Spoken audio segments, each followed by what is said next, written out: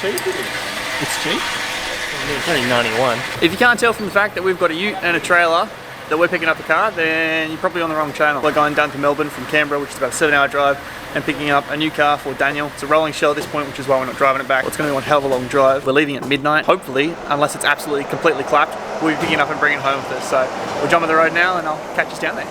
If we don't stop, We're going to stop. Next minute. fuck. Kanga banger, eh? That is a munted radiator. Tape it up best we can, go to the servo, JB weld, bit of epoxy, give it a crack. So, we waited 2 and a bit hours. Got another mate out with another Rodeo. Now we're putting the trailer on his car. We're putting the Rodeo, the old Rodeo, on that trailer.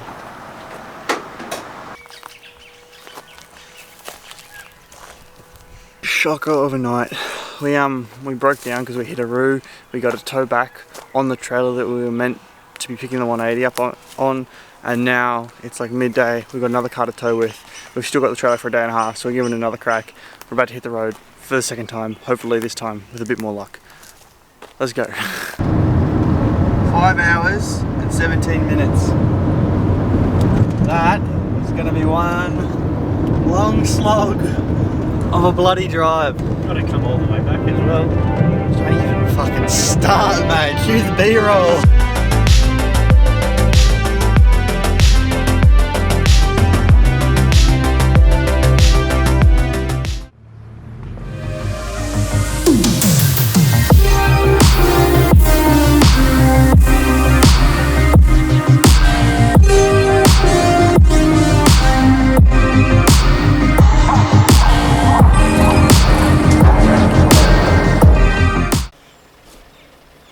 That is Daniel's new 180SX. So it was down in Melbourne, we're in Canberra, we had to head down and pick it up. First car we went to take it down, hit a roo, broke down, had to come all the way back into Canberra. That basically wasted 6 hours of our day. Then we managed to get another car and we were able to head down again, tent number 2, and pick it up. And that time, luckily, we were successful. We didn't get back until 4 AM last night. So those clips you just saw of the car was it when we picked it up, and after that I didn't really pick the camera up because it's my turn to drive. But it's back now and we've had some rest. So we're out here to film and have some fun with the car.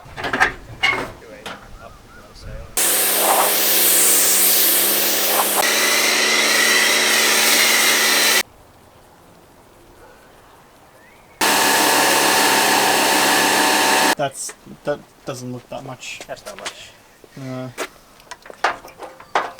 But it's enough for me. Enough for you. Not bad, Daniel. Not a bad buy.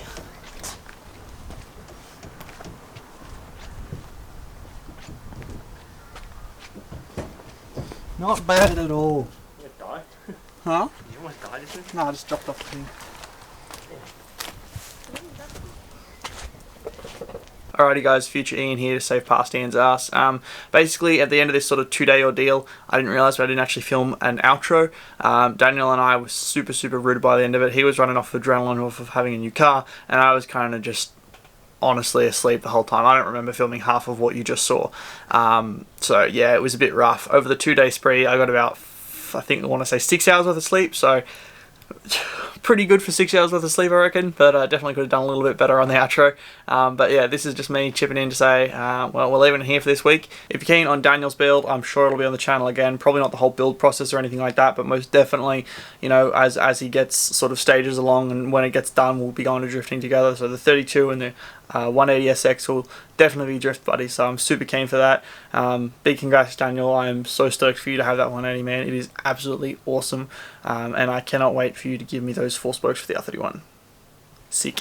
Alrighty guys, I'm going to leave it there. I will catch you in the next one. Bye.